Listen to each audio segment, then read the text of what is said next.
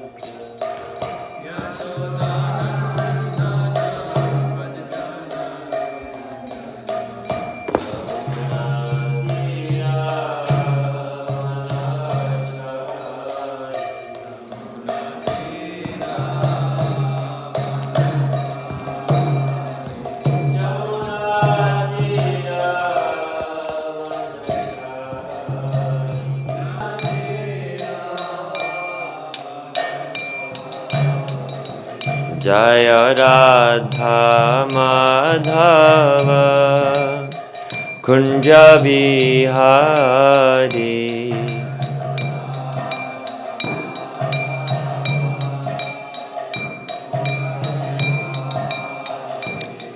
Jaya Radha Madhava Kunja Bihari.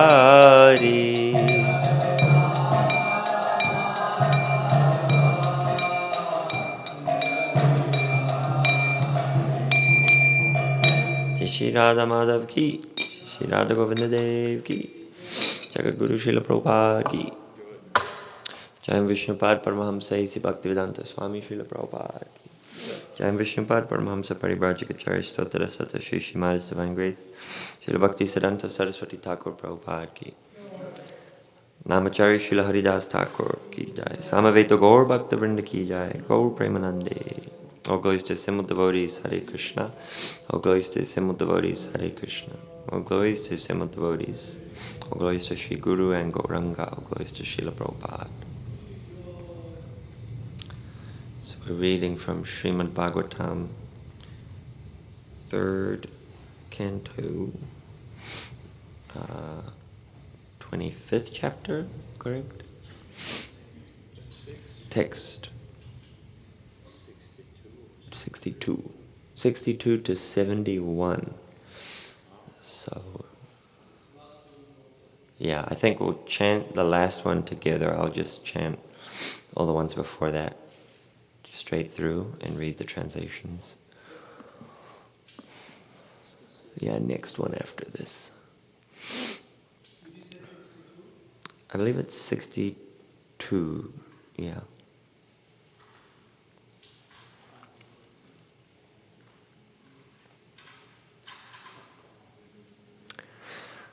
Okay.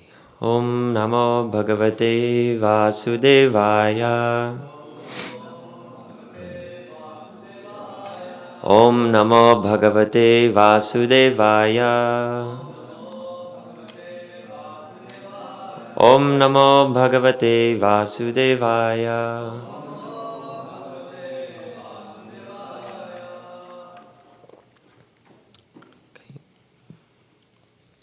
Ete hyabhyutitha deva naiva shotapane shakan punaravi vishukani tamuta paitum kramat.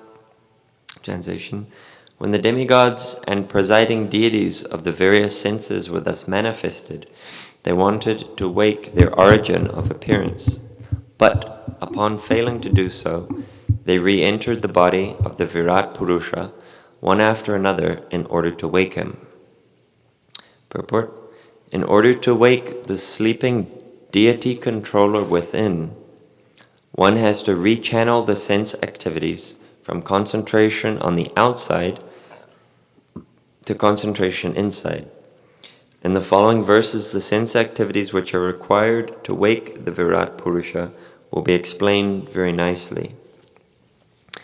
Varnirvacha mukam bheje nodatishtat tada virat grahanena nashike vayur nodatishtat tada virat. The god of fire entered his mouth with the organ of speech, but the Virat Purusha could not be aroused. Then the god of wind entered his nostrils with the sense of smell, but still the Virat Purusha refused to be awakened. Akshani chakshushadityo nodatishtat tada virat shrotrena karnau chadisho nodatishtat tada virat. The sun god entered the eyes of the Virat Purusha with the sense of sight, but still the Virat Purusha did not get up. Similarly, the predominating deities of the directions entered through his ears with the sense of hearing, but still he did not get up.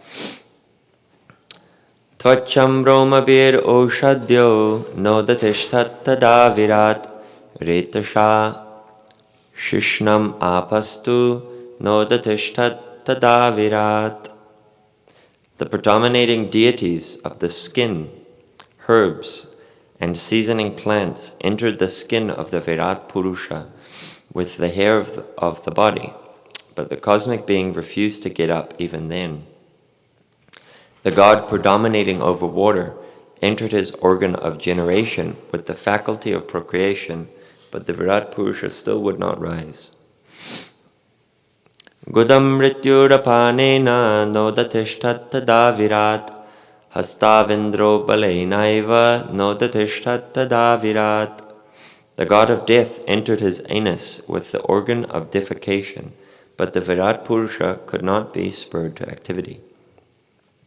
The god Indra entered the hands with the power of grasping, with their power of grasping and dropping things, but the Virat Purusha would not get up even then.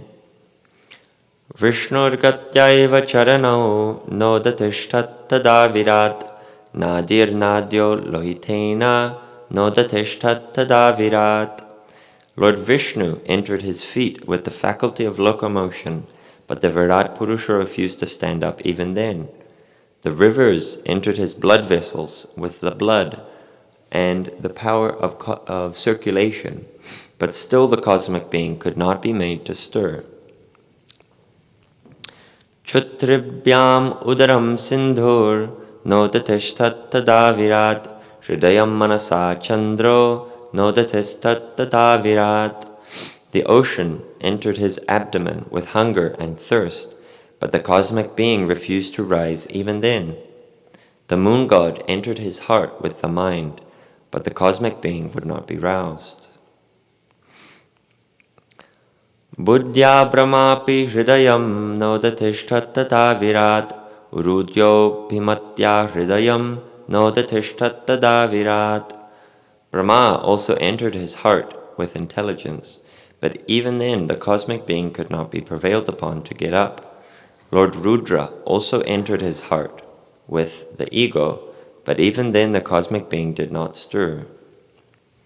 Chittena hridayam chaitya chetragya pravishadyada viratadaiva purusha shalilad udatishtata. However, when the inner controller, the deity presiding over consciousness, entered the heart with reason, at that very moment the cosmic being arose from the causal waters. It's like, oh, finally. So, okay. Then text 71, we'll chant together. Chant, call and response. Got it. Yata prasuptam purusham pranendriya manodhyah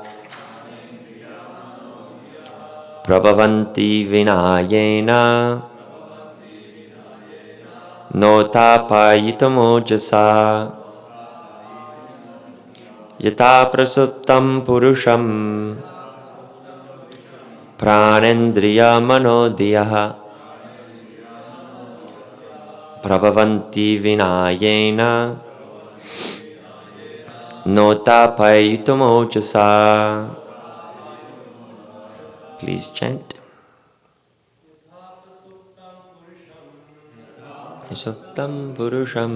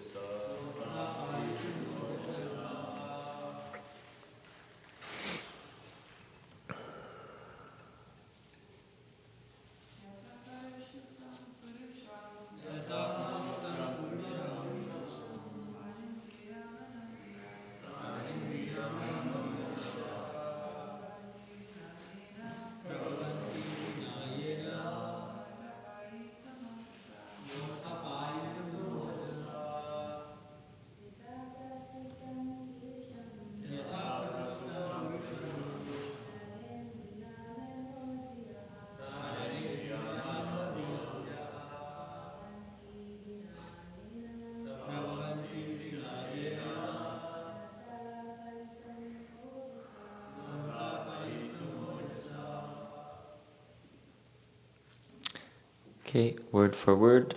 Yata, just as. Prasuptam, sleeping. Purusham, a man.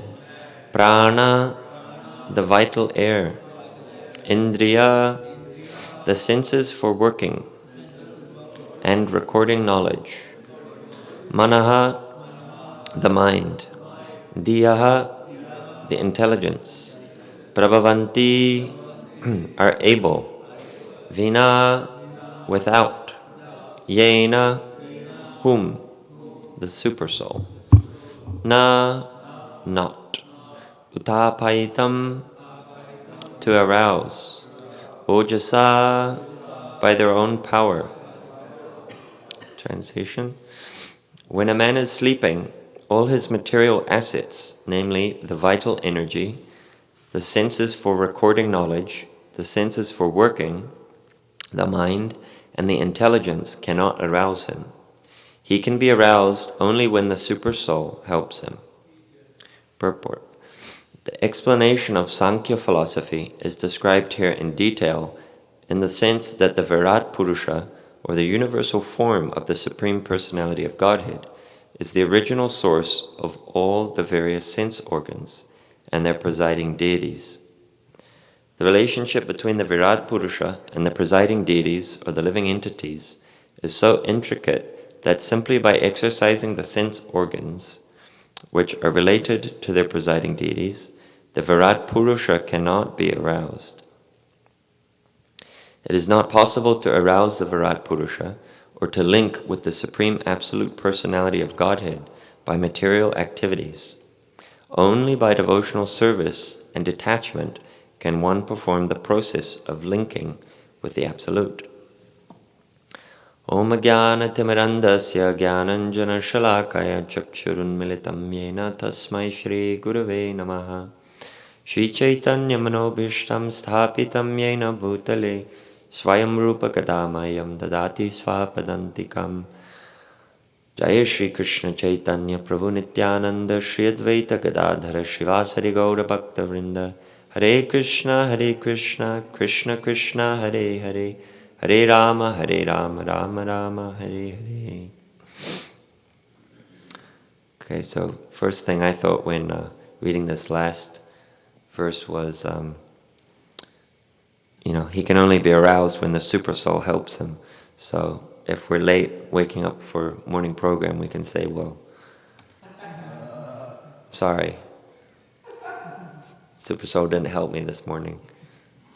It doesn't quite work like that. So, it does, but we also have responsibility. So, there's quite a lot in all these verses, so I'm going to try and go through them in order as much as possible. So, starting with text 62.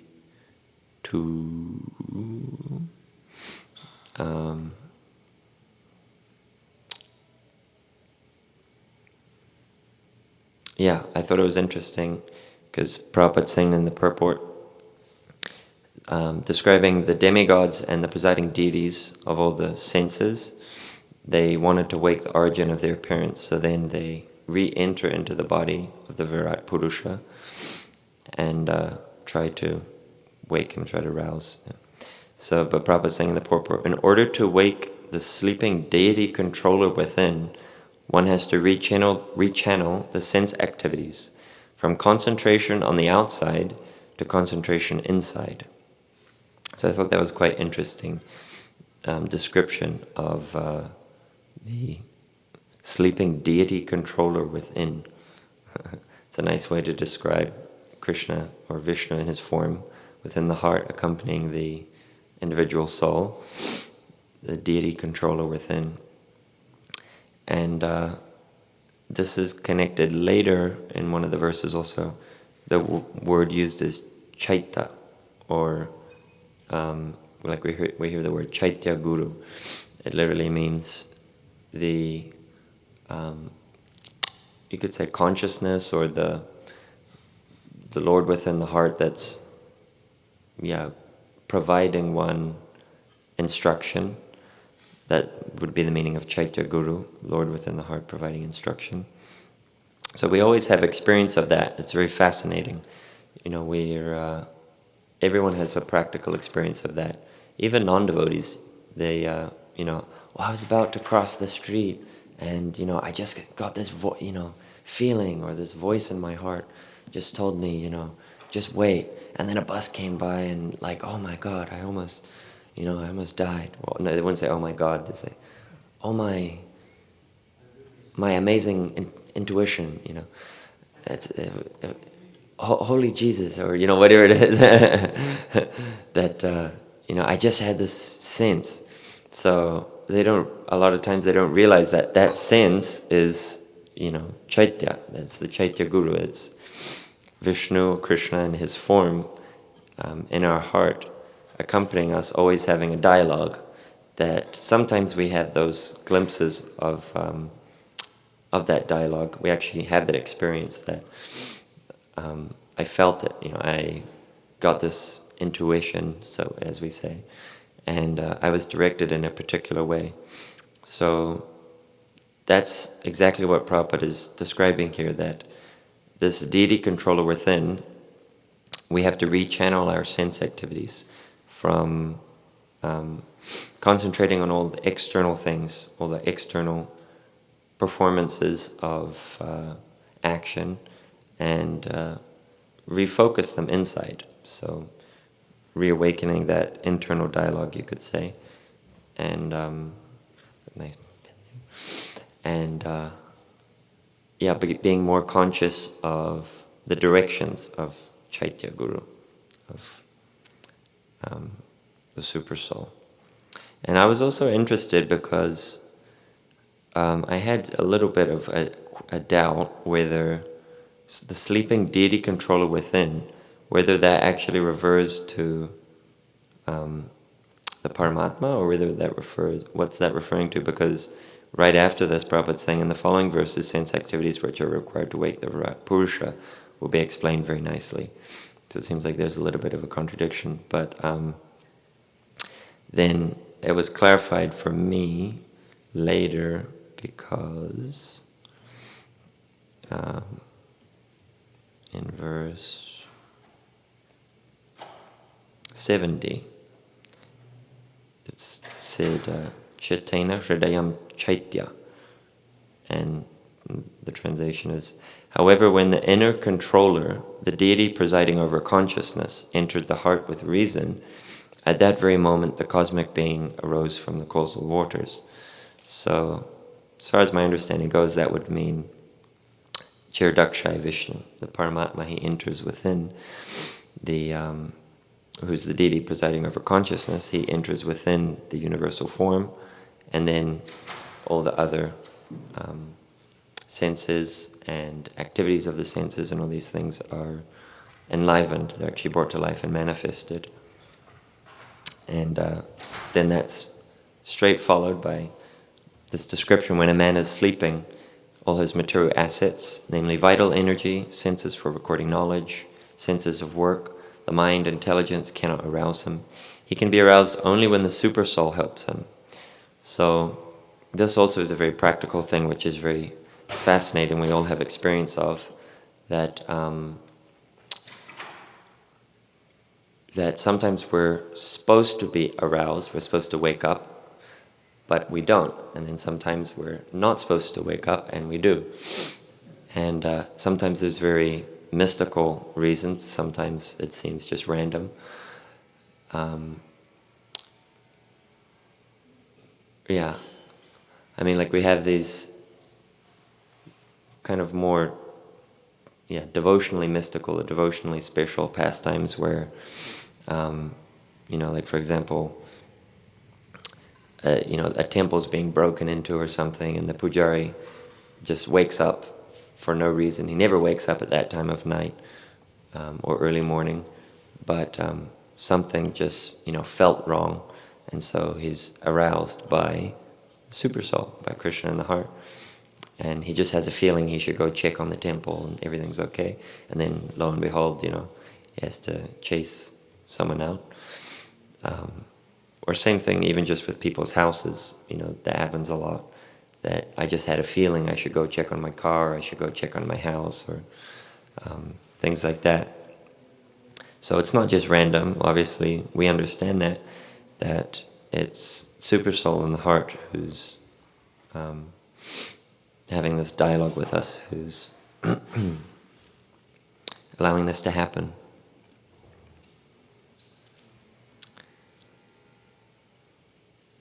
And I was thinking also that what is it that you could say awakens the Lord within the heart? And that's very clearly described in the last verse, so it's kind of giving it away. But would anyone like to answer? What awakens the Lord within the heart? Huh? No. Well, no. In the last verse it says in the translation, or in the purport, sorry.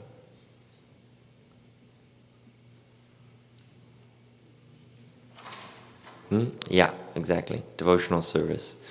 So I was thinking that's a very nice thing to meditate on, that welcoming the Lord in the heart and expressing our gratitude to Him through service and loving sentiment, that's what actually awakens His presence more. I mean, He's always there, Krishna's always there in the heart, but the Lord never sleeps, but the relationship is awakened in the sense that we become open to it. We start having that dialogue more clear and transparent, that we're open to direction, we're open to receiving the Lord. So that's such a nice thing, being able to engage in. welcoming and expressing our gratitude through service to the Lord.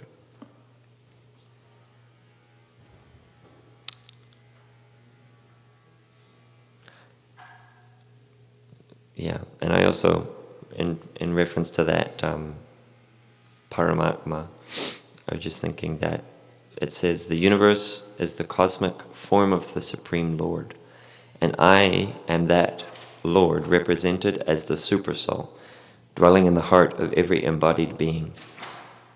So, as far as my understanding goes, this would mean that the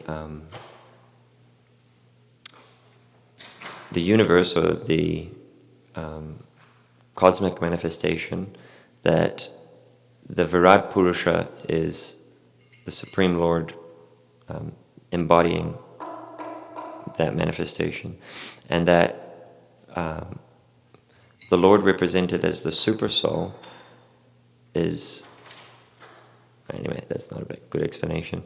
Yeah, basically, Krishna is, or Vishnu is the consciousness of the Virat Purusha, or he's the presiding deity of the Virat Purusha. And he says, I am that Lord represented as the Super Soul. So that's his manifestation, representation.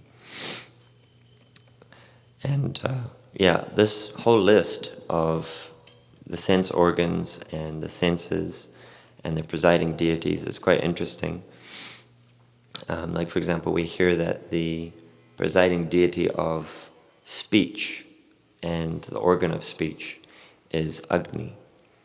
So that's quite interesting, I thought, because when one's offering ahuti, or in performance of yajna, it said that Agni is he acts as the tongue of the Lord.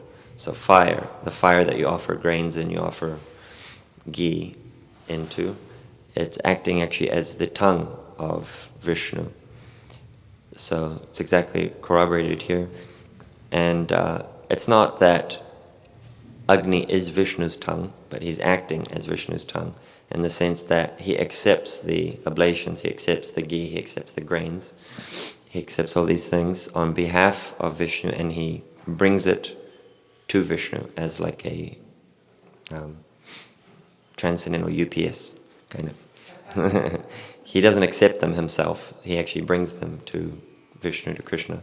Because some people question that, when we're chanting yajna, when we're performing ahuti, yajna, havan, why do we chant, Agnaya Swaha or Indraya Swaha, all these different things, if we're devotees? Because even Gopal Bhatta Goswami has a Archana Padati for yajna, which is called Satkriya Sardipika, and even in that book, there's still mantras not glorifying, but mantras used to offer respects to different devatas. So one might ask, well, why are you saying, Varunaya Namaha, Varunaya Namaha, or Agnaya Swaha, or different things like that? What's the purpose?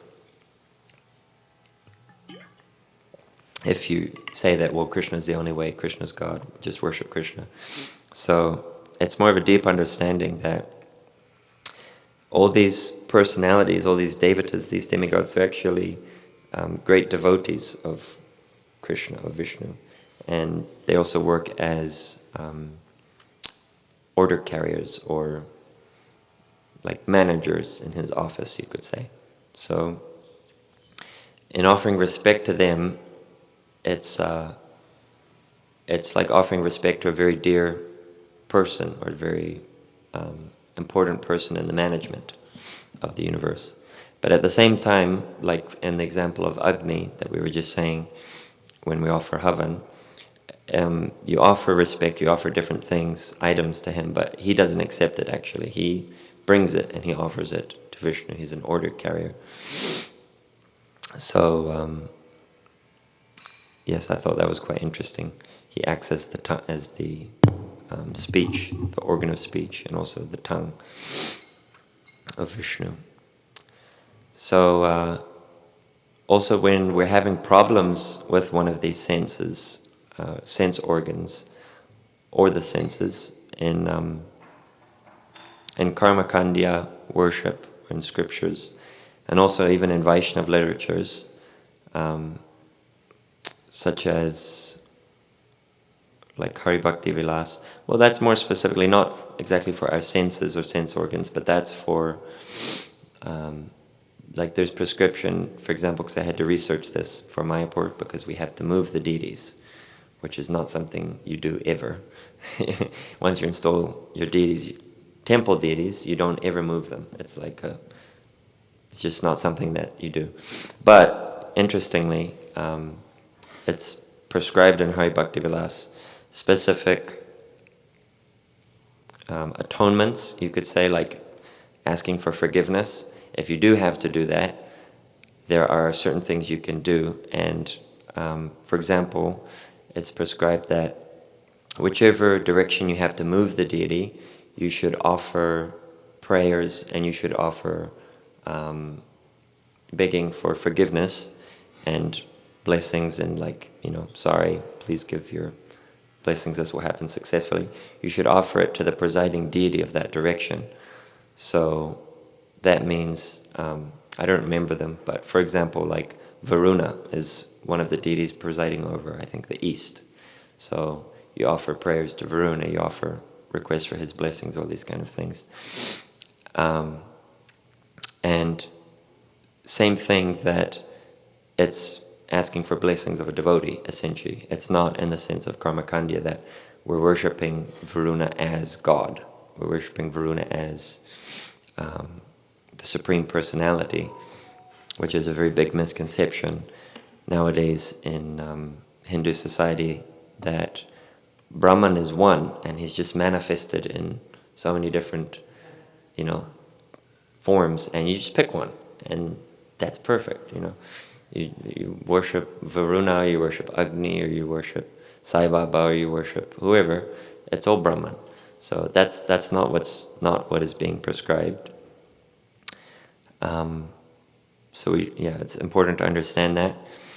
And then also interesting to understand that literatures like Hari Bhakti Vilas and specifically Hari Bhakti Vilas, that not all of the prescriptions exactly are applicable for us, like in our time now, because that particular literature was written for a time when the society was Smarta Brahmanas and Smarta Vichar.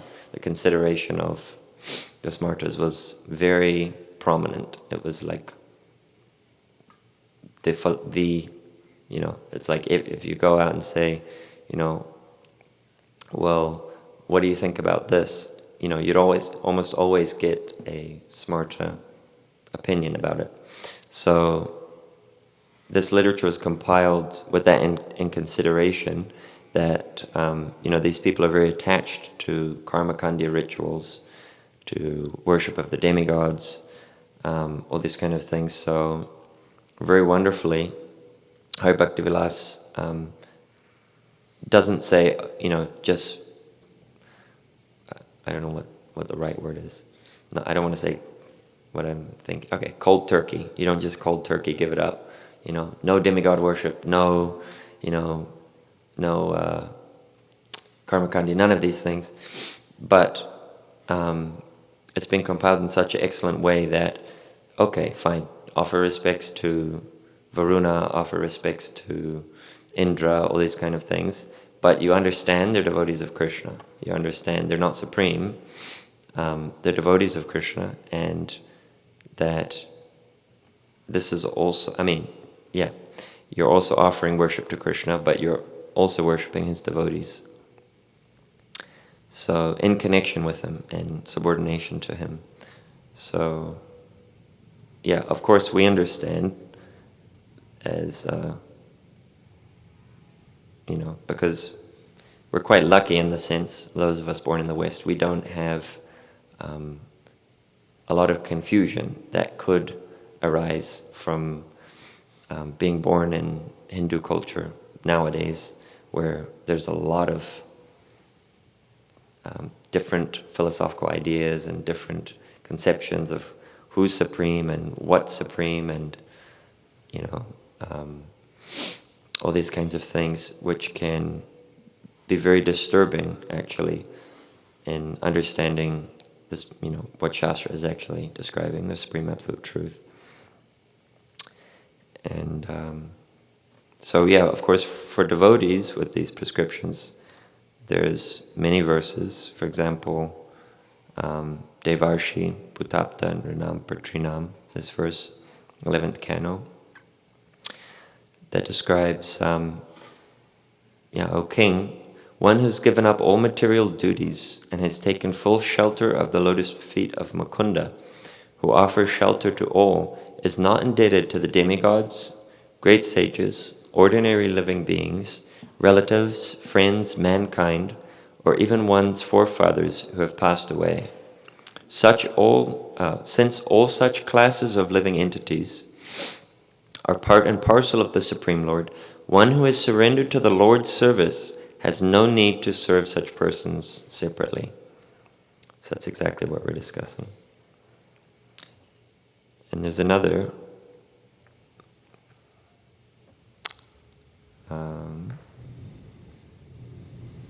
all purposes, which is Bhagavad Gita, 2nd chapter, 46th verse. All purposes served by a small well can at once be served by a great reservoir of water. Similarly, all the purposes of the Vedas can be served to one who knows the purpose behind them. So that's such a key, important, essential point, not just following ritualistically, but actually understanding what's the purpose behind this. Why am I doing this? Why am I offering obeisances to this deity or this personality, or all these kinds of things.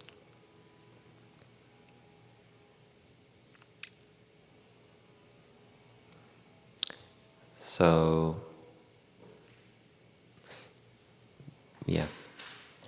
I thought it interesting that also just reading upon all these descriptions, all these different deities and what their controller is, that the deity of, or the controlling deity of death is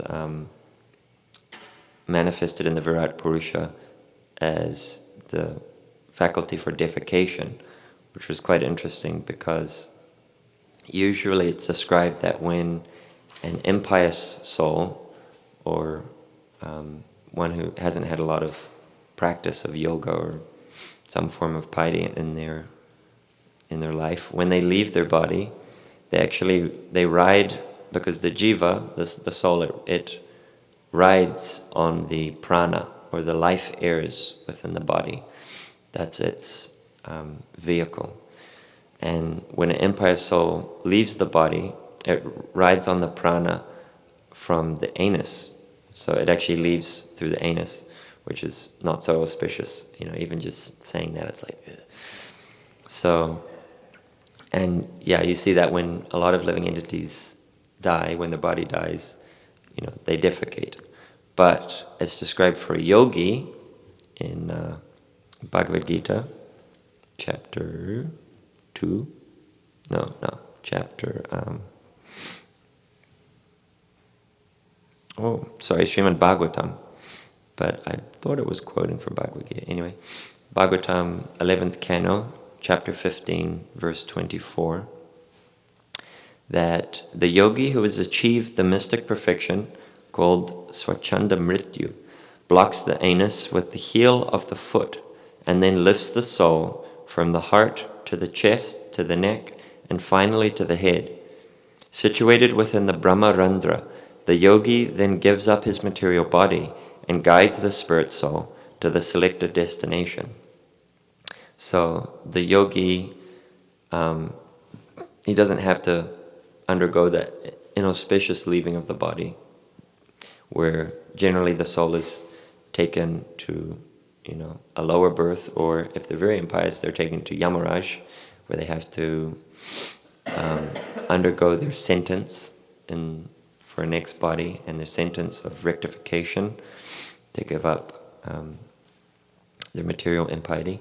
But for yogi, especially one who's achieved this siddhi, swachandya mrityu, they block the anus, so the soul won't travel on that life air, that prana going through there.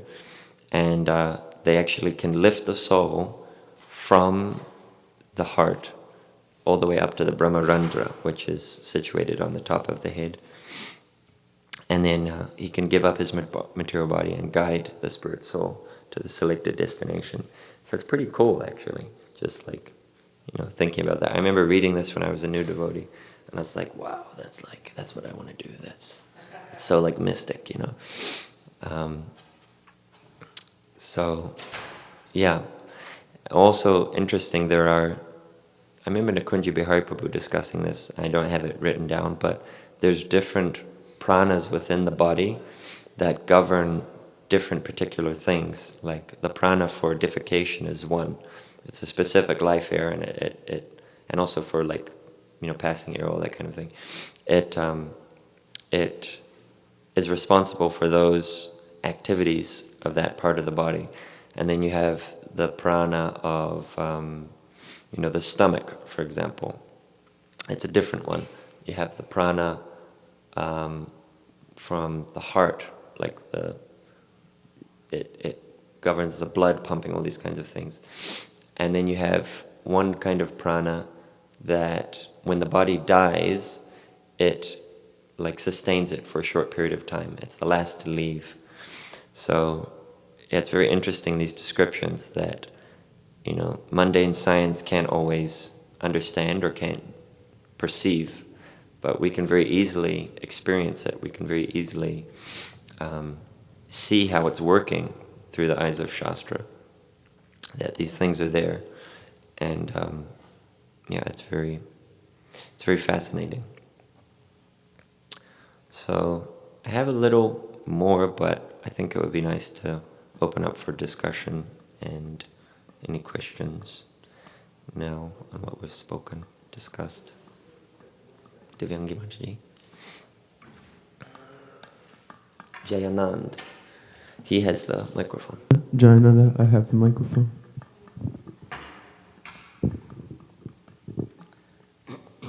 Thank you for the nice class. You said something in the beginning about the super soul and how it like awakes you, whatever. And I was wondering, what's your understanding of intuition? I read of what? Sorry. Intuition. Intuition. Oh yeah. Like I read something that Prabhupada say, it's actually the super soul, but in other places he says this is just the mind or something. I don't remember exact, but what is it? Is it the super soul, or should we listen to it? Sometimes it seems like it is, but sometimes maybe it's not. Yeah. Just what's the understanding of it? Yeah. Well, I guess it's kind of a case-by-case thing, but yeah, my understanding is like there are certain circumstances where super soul like really, it's an important thing, where super soul will give you that strong intuition, that strong feeling that, I have to do this, and it's kind of undeniable when that happens, But at the same time, yes, we also have the mind's constant chatter. It's always like blah, blah, blah, blah, blah, blah, blah. So being able to distinguish the two really, as Prabhupada was explaining in the purport, awakening the Lord within the heart, or the deity controller within the heart, that the more in touch with Krishna we are, the more we actually have that deep sense of intuition, what we call intuition, or conversation with the Lord. And I thought about that a little bit, like, for example, Srila Prabhupada purchasing the Juhu property. Like, from an investor's point of view, that was insanity, as a rat-infested, snake-infested swamp in the middle of and the property was not even very nice, run-down building structure in the middle of nowhere, out on the outskirts of Mumbai. And Prabhupada just went ahead like, yep, we'll take it. This is what we want. So, but you see, 20, 30 years later, it's like one of the most expensive areas in Mumbai, where all all the Bollywood actors come and want to spend their time and go to the beach and all these kinds of things. So, and we see that with many places. And many times Srila Prabhupada had this like uncanny, seemingly intuition. Of course, we can understand it's him being in touch with Super Soul. But then, relating to your point, yeah, in our case, we have to be like, take it with a grain of salt. Sometimes, whether it's our intuition or whether it's our mind messing with us. But it's been kind of my personal experience that like sometimes I have a feeling about something that's pretty strong, and if I wait on it and kind of meditate on it, it becomes more clear, like what I should do. And of course you ask like, the opinion of devotees or senior devotees especially, and then that intuition kind of gets reconfirmed. So yeah, I guess that's my thoughts on it. Parama Prabhu. Hare Krishna. Prabhu, I just want to add something, what you said, that in today's verse, it's all talking about the Vraj Purusha here. There's a question being asked in Canto 2 by Narad Muni to his father Brahma when he said, are you the supreme or is there anybody else supreme than you? Then he opens up and the whole 6th chapter of Canto 2, which talks about Purusha Shukta. So that's where he mentions about the whole Virata Purusha. And he mentions that it's a bona fide imagination form. Right. So the reason for this is where he says the Lord is saying, see the sun and moon as my eyes, see the trees and grasses, all my hairs, and water like this. It is for those yogis who are not able to appreciate the original form as a person of Bhagavan. So when they meditate on sun and moon, so they see as an eye of the Lord. Right. Just to help them to advance in their practice. So this bona fide imaginary form has been described in Canto 2, and exactly what it has been said in today's 7-8 verses exactly fits into that. Thank you. Yeah. Yeah. I also had, where was it? I don't know if I saved it. Oh yeah, I think I did. Yeah. Interesting. I was thinking to read that. There is a Bhagavad Gita 11.5 purport, exactly discussing that same thing. Prabhupada says, Krishna in his universal form, which, although a transcendental form, is just manifested for the cosmic manifestation, and is therefore subject to the temporary time of this material nature. As the material nature is manifested and not manifested, similarly this universal form of Krishna is manifested and non-manifested. It is not eternally situated in the spiritual sky like Krishna's other forms. As far as a devotee is concerned, he is not eager to see the universal form, but because Arjuna wanted to see Krishna in this way, Krishna reveals this form. So yeah, it's interesting. I think, I don't know who was first. Okay. Okay. Hare Krishna. Thank you for the class. I thought one point that was really interesting was when you mentioned about the Hari Bhakti Vilas, and you were talking about how at the time it was written, the culture was more smarta. And obviously we see the Vaishnavas always try to aim their preaching at helping the people of the time. So I was kind of wondering, in general, in what ways perhaps the Goswamis and their lifestyle and even their writings, how much of those are relevant now, or were they more actually targeted at the kind of mentality in India at the time when they were as a form of preaching, and how much, maybe you could go more into detail about how Prabhupada related it, but especially because we're in a preaching movement. What's our obligation to this kind of style of bhakti, especially compared to more like Vrindavan style, where things are a lot more like spontaneous. So I'd be interested to hear that. Well, that's a very deep question, very detailed also. Try and discuss a little bit of it. So, there's two different things. Like, for example, in the Goswamis' lives, there was their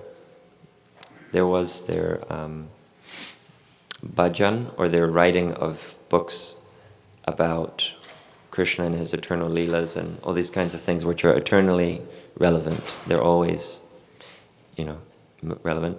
And then there were some of their books that were more like padhatis, or I guess you could say like preaching, guidance for devotees, recommendation, all these kind of things.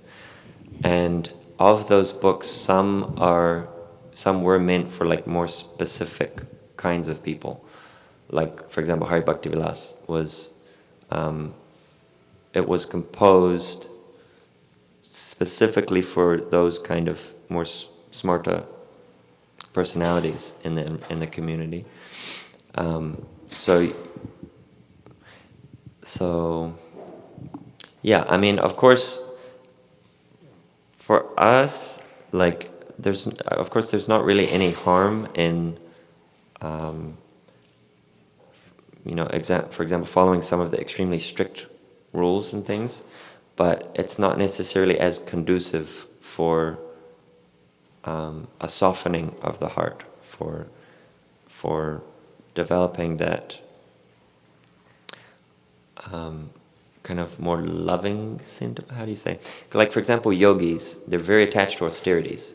So if you're going to give a yogi advice on how to come to Krishna consciousness, it's going to be like more austere, naturally, kind of more, you try and engage him in Krishna consciousness according to what he's already attracted to, but add Krishna. So in the same way, those prescriptions are there, but Prabhupada's quite amazing in the sense that, relating that to the next step of your question, Prabhupada really has given a lot of different instructions for different people in different times. But in many ways he's kept it really to the core of develop your love for Krishna, surrender to Krishna,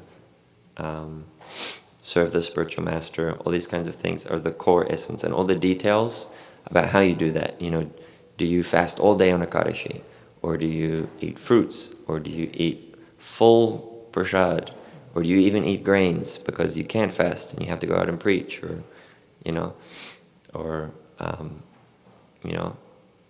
So the details are kind of specific, and you can't exactly make a blanket statement for everyone that, there are certain things, but a lot of things you can't make blanket statements that everyone has to do exactly like this.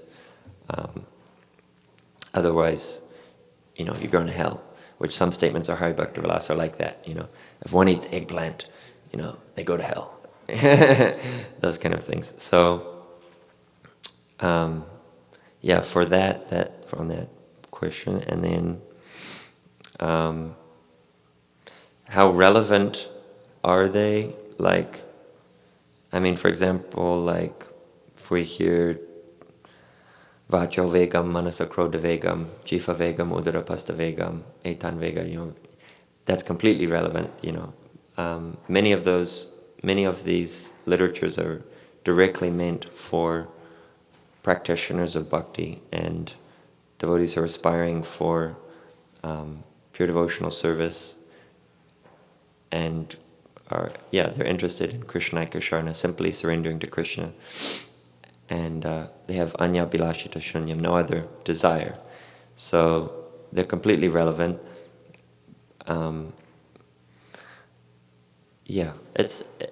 It's quite easy to see, which are you have to take a grain of salt with, and which are quite straightforward. We were discussing Hari Bhakti Vilas, Satkriya Sardipika. It's pretty clear when you read it that this doesn't seem like Prabhupada's nectar of devotion. It's a different flavor because it's meant for different people in a different time, with a specific goal. This culture of yagya, of havan, ahuti was very strong, very prominent, and so Gopalbhadra Goswami is given a way that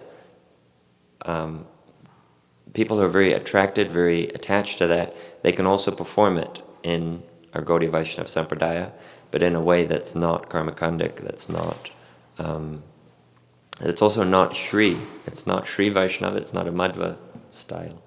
Because this is another very interesting point, that whatever you worship or whoever's method of worship you follow, you'll attain that result. So for example, we're Gaudiya Vaishnavas. We worship Radha and Krishna, and we hold Parakya Rasa as our, on our head. Like Bhaktisiddhanta Saraswati Thakur said, there's one Bengali verse, Rag Marg, something, I don't know that. But anyway, so that's our ultimate goal.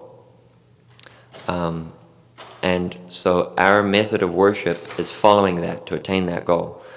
But for example, Sri Vaishnavas, their Archan Padati is Padma Samhita, is completely different to ours, which is Satkriya, Sardipika, Narada, Pancharatra.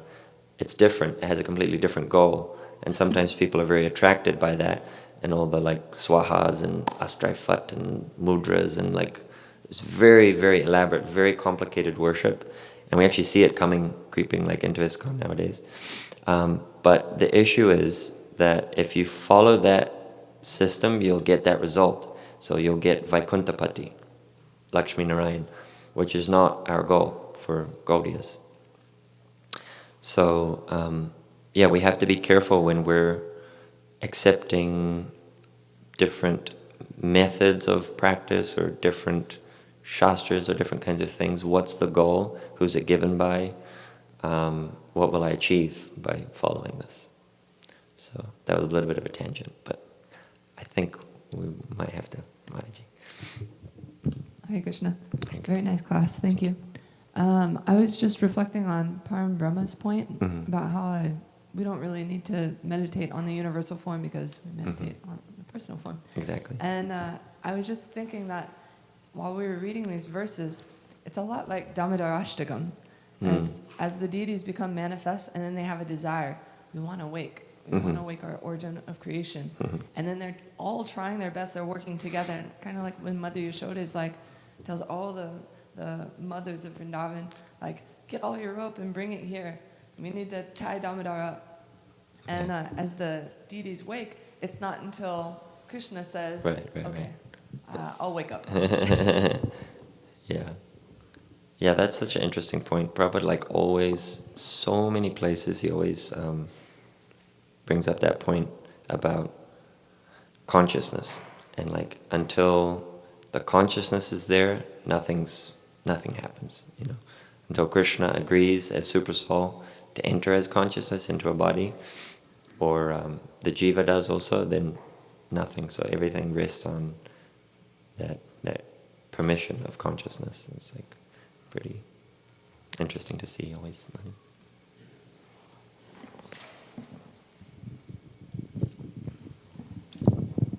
Hare Krishna. I wanted to just amplify that last sentence on the last verse that we read about it's only by devotional service and detachment that we can actually connect with the Absolute.